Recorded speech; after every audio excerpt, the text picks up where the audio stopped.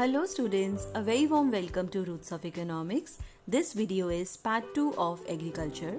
Students, Agriculture Unit का part 1 already channel पे uploaded है. अगर आपने नहीं देखा, not an issue, you can check the description box, link is there.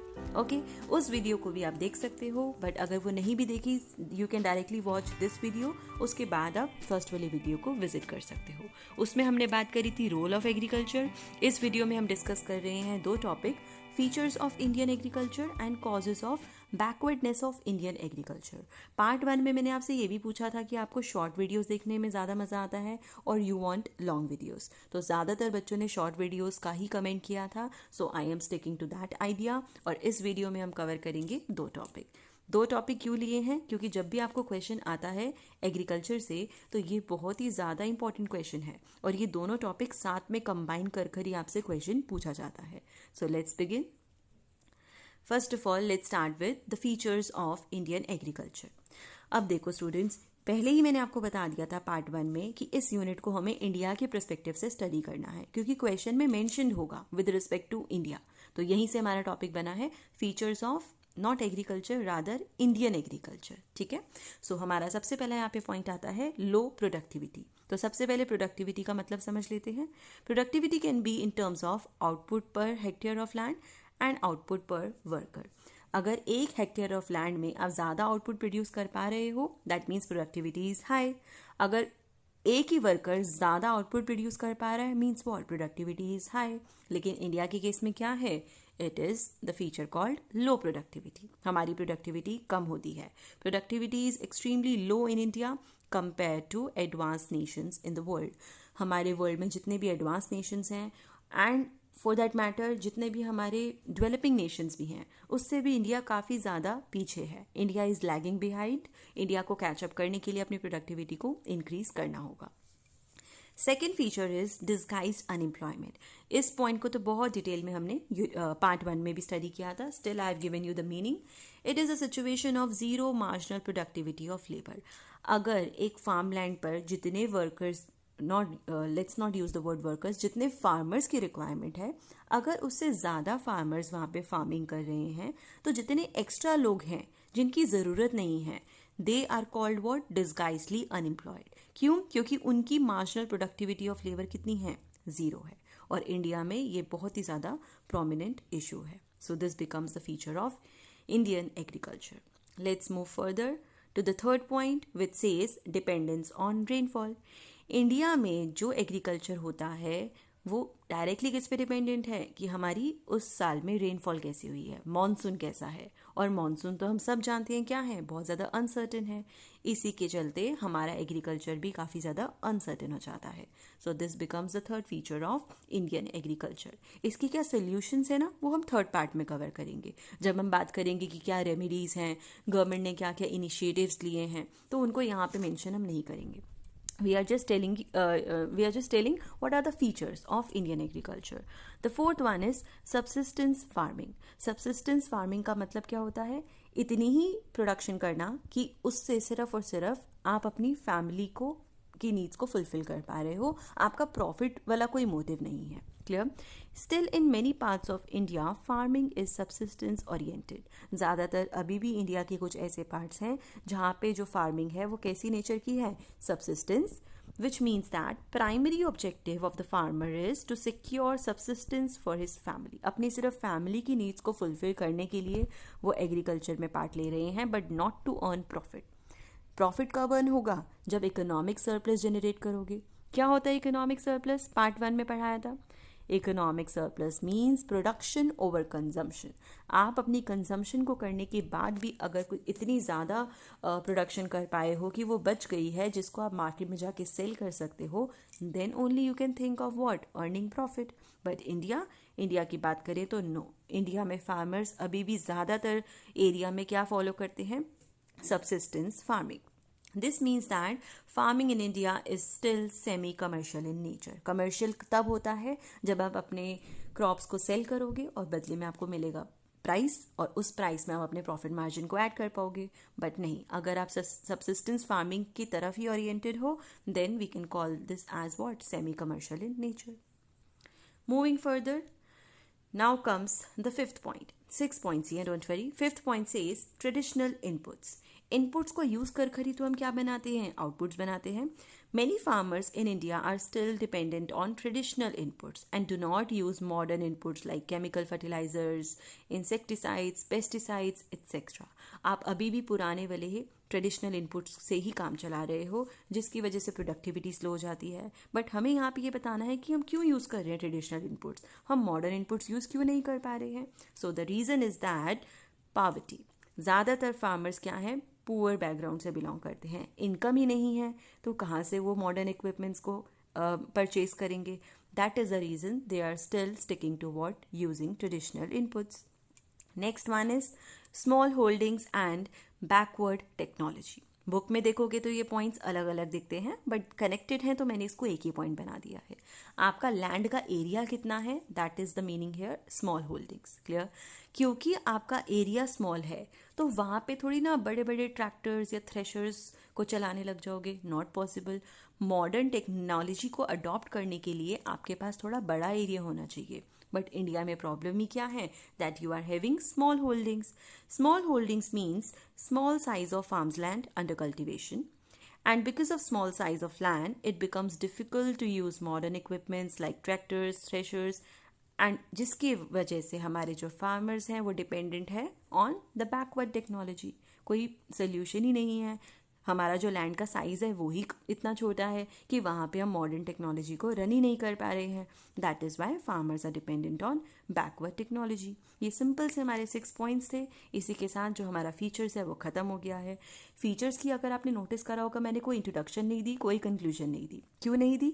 जो इसकी इंट्रोडक्शन है वो आप सेम लिख सकते हो जो मैंने पार्ट 1 वाली वीडियो में बताई थी, क्योंकि एग्रीकल्चर का ना चाहे रोल पूछ लें, चाहे आपसे इसकी फीचर्स पूछ लें, चाहे इंपॉर्टेंस पूछ लें, वो वाली इंट्रोडक्शन तीनों में फिट हो जाती है।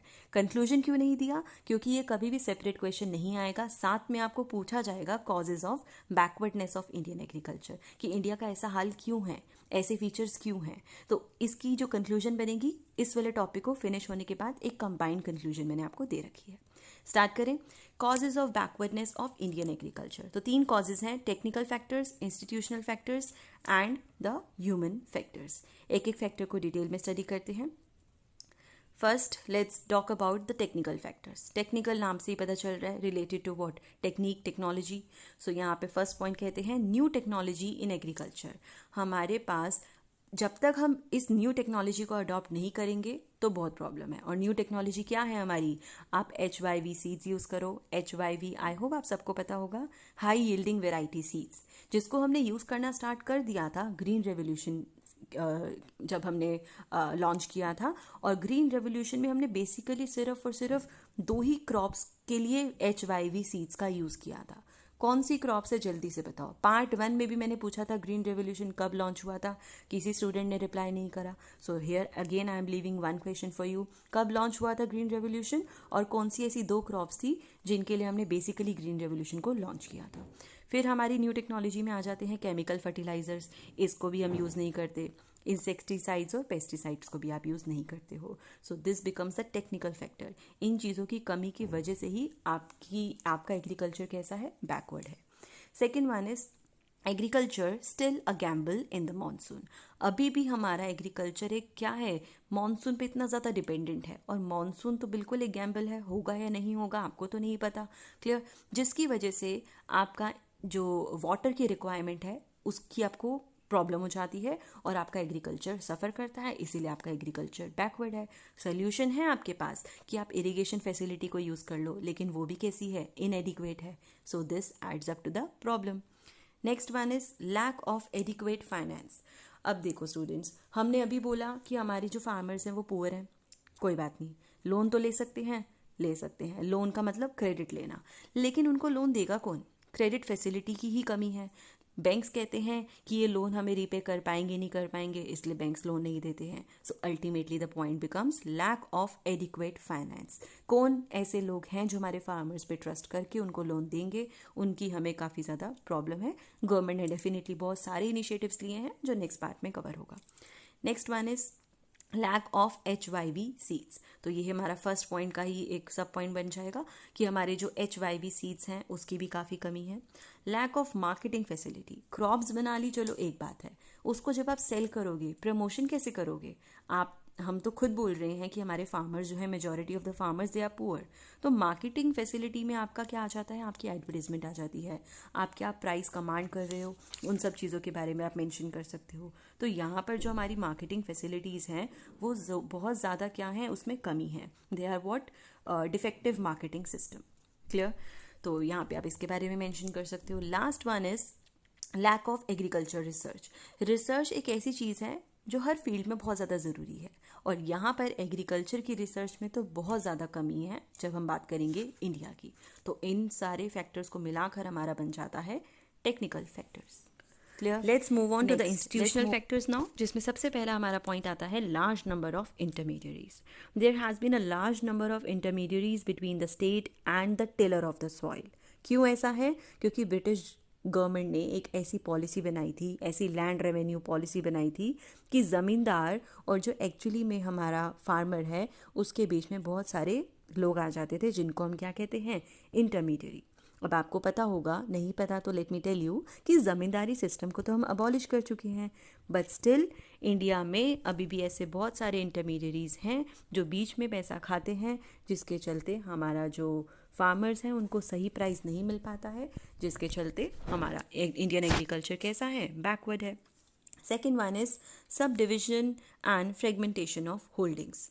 यहाँ पे हमें ये बात करनी है, जो हमारा एवरेज साइज़ है एग्रीकल्चरल होल्डिंग का, मतलब लैंड का, वो काफ़ी ज़्यादा स्मॉल है। फ्रेगमेंटेड का मतलब क्या है? बटा हुआ, उसको हमने डिवाइड कर दिया है। एक बड़ी लैंड को डिवाइड करके छोटी छोटी लैंड हमने फार्मर्स को दे रखी हैं, जिसकी वजह से क्या होता है? अगेन हम मॉडर्न टेक्नोलॉजी को अडॉप्ट नहीं कर पाते हैं। क्लियर? सो इंस्टीट्यूशनल फैक्टर में आपको यही लिखना है, sub division and fragmentation of holding. पहले अच्छे से समझा दिया था तो मैं रिपीट नहीं करती इस पॉइंट को। Next one is defective land tenure system. इसको पढ़ लेते हैं डिटेल में। Even after abolition of zamindari system, जैसे कि मैंने फर्स्ट पॉइंट में बताया, जमींदारी सिस्टम अबॉलिश हो गया, and enactment of tenancy legislation, हमने इनैक्ट कर दिया टेनेंसी लेजिस्लेशन, बट जो हमारे टेनेंट्स की पोजीशन है that is still far from satisfactory. अभी भी हमारे टेनेंट्स जो हैं वो खुश नहीं हैं। Clear? The cultivator has to pay high rent to landlords and thus discourages cultivators to go for any permanent development on their land. आप कल्टिवेटर हो और आपको बहुत ज़्यादा रेंट पे करना है अपने लैंडलॉर्ड को, क्या आपको कभी भी इंसेंटिव होगा कि आप जिस लैंड पे काम कर रहे हो वहाँ पे आप कुछ इतना बढ़िया कर जाओ कि वो परमानेंट डेवलपमेंट कहलाए? नो, आपको इंसेंटिव ही नहीं होगा। आपको होगा जितना भी हम काम कर ले इतना ज़्यादा रेंट तो हमें लैंडलॉर्ड को ही पे करना है। क्लियर? तो हमारा लैंड टेन्योर सिस्टम ही कुछ ऐसा है जिसमें डिफेक्ट है। ज़मींदारी सिस्टम अबॉलिश करना एक बात थी, वो आपने इसलिए किया था कि आपको इंटरमीडियरीज को रिड्यूस करना था, ना तो वहाँ पे आप इफेक्टिव हो पाए हो, एंड यहाँ पर भी आपके बहुत सारे अभी भी प्रॉब्लम्स हैं। तो इन सब चीज़ों को आपको एड्रेस करना चाहिए। इन्हीं वजह से हमारा जो एग्रीकल्चर है वो अभी भी बैकवर्ड है। Moving further to the last factor which is human factors. Human factors में दो पॉइंट्स हैं बहुत सिंपल से। फर्स्ट हमारा है pressure of population on land. Population pressure means what? अगर पॉपुलेशन ज़्यादा होगी तो लैंड पे प्रेशर तो आएगा ही। Heavy pressure on land due to significant number of people employed in agriculture sector. आपको पता होगा इंडिया के केस में मैक्सिमम लोग, अगर हम बात करें, कहाँ पे एम्प्लॉयड है? एग्रीकल्चर सेक्टर में। इसीलिए तो यहाँ पे डिस्गाइज्ड अनएम्प्लॉयमेंट होती है, एंड ऐसा होने की वजह से ये प्रेशर क्रिएट करते हैं उस लैंड पे, which has led to subdivision and fragmentation of holding. अब जहाँ पे ज़्यादा लोग होंगे सबको होगा कि हमारे पास भी ज़मीन हो। अब ज़्यादा बड़ी ज़मीन तो सबके पास नहीं हो सकती, so it has led to what? Subdivision and fragmentation of holding.